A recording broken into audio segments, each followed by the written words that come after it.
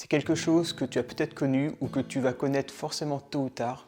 C'est cette démotivation accablante qui te mine le cerveau et qui te fait prendre des mauvaises décisions. Dans cette vidéo, je te montre ma technique personnelle pour lutter de façon infaillible contre cette démotivation.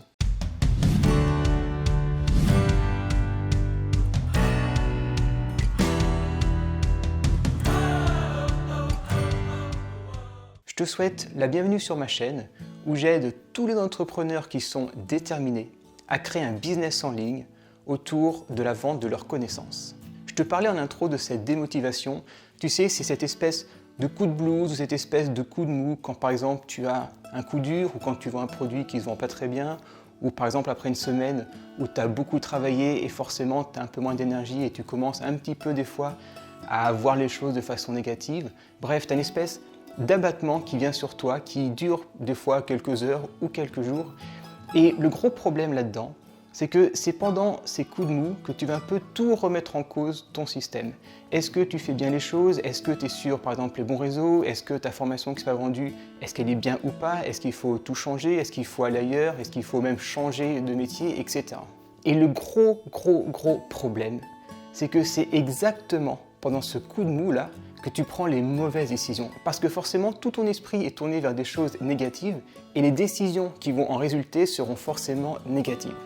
Donc j'ai deux conseils extrêmement simples à appliquer et extrêmement efficaces pour éviter les mauvaises décisions et que ce coup de mou dure le moins longtemps possible. Parce que quand tu es là-dedans, forcément tu travailles moins, voire des fois pas du tout, et forcément ta productivité en prend un coup. Donc le but c'est que cette période soit la plus courte possible. Si tu es déjà entrepreneur, tu sais parfaitement de quoi je parle, et si tu réfléchis à te lancer et que tu ne connais pas encore cette période-là, tu vas forcément la connaître. La première chose extrêmement simple qu'il faut avoir en tête quand tu es dans cette période, c'est de ne prendre aucune décision. Forcément, tu vas te triturer le cerveau, tu vas penser à plein de choses, mais dans ce cas-là, ne prends aucune décision, ok? Lâche totalement prise.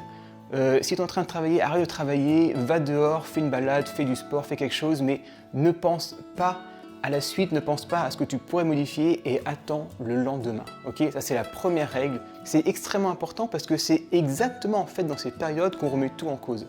Parce que forcément, quand tout va bien, quand tout marche bien, tu ne te remets pas en cause. Vu que ça marche bien, pourquoi se remettre en cause? Vu que tu trouves ou tu as trouvé la recette gagnante. C'est justement quand les choses ne vont plus que tu te poses des questions et tu te dis « Ah mais attends, il y a peut-être un truc là que je fais mal ». Donc c'est à ce moment-là, dans ces périodes négatives, que tu vas tout remettre en cause et que tu vas prendre des décisions. Le problème, c'est que tu n'as pas de recul par rapport à ça. Ton cerveau, il n'est pas tourné vers des choses de positives, il n'est pas tourné vers l'action, il est tourné vers ce qui ne va pas. Et c'est là où tu prends les mauvaises décisions qui ont après des répercussions sur des mois, voire même sur des années, voire même arrêter ton business, qui aura des répercussions sur toute ta vie. Et la deuxième chose, pour que cette baisse de motivation, tu l'enlèves le plus tôt possible, c'est d'écrire une lettre à toi-même. Ce que j'appelle la lettre anti-blues. Tu vas prendre un papier, tu vas prendre un carnet, tu vas prendre ton application de notes préférée, peu importe. Mais tu vas écrire quelque part une lettre où tu te destines à toi-même, où tu vas mettre les choses suivantes. Pourquoi tu as lancé ce business? Ou pourquoi tu as décidé de te lancer? Quelles sont les choses qui t'ont motivé? Quels sont par exemple les moments forts? Par exemple, ta première vente de formation où tu as fait tes premières ventes, ça c'était un super moment. Ou quand tu as décidé de lancer ta chaîne, ou quand tu as quitté ton poste salarié pour être pleinement libre. Tu vas mettre tous ces temps forts, tous ces temps les plus positifs possibles en fait. Tu peux aussi mettre qu'est-ce qui te fait le plus lever le matin, qu'est-ce que tu préfères faire dans ce métier. Tu as compris un peu l'idée, c'est une lettre que tu vas charger de choses positives, charger de choses que tu aimes faire, et aussi chargée d'humour. Tu te parles à toi-même, donc essaie de mettre les choses qui t'ont rigolé.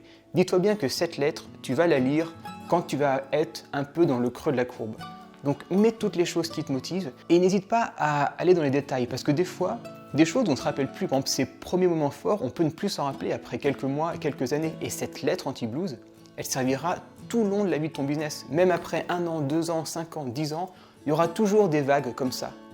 Et donc cette lettre blues sera toujours utile. Donc mets le paquet et avec le temps, il se peut que les choses dont tu ne te rappelles plus. Par exemple, si là je te demande très vite quelles sont les 3 choses qui t'ont fait basculer de ton emploi salarié à ton business, ou quelles sont les 3 choses qui vont te faire basculer, peut-être que tu t'en souviendras plus. Est-ce que c'était pour la très grande liberté qu'offre un business en ligne, travailler où tu veux, travailler quand tu veux, ne pas avoir d'horaire fixe, faire moduler tes journées exactement comme tu veux? Est-ce que c'était pour le fait de partager ses connaissances et donc d'aider des personnes à atteindre leur but, un but qui leur tenait à cœur? Est-ce que c'était aussi pour la flexibilité, ne pas avoir une entreprise, ne pas avoir des salariés, ne pas avoir plein de personnes que tu dois gérer tout et faire ton business tout seul comme tu veux? Et il y a plein d'autres raisons.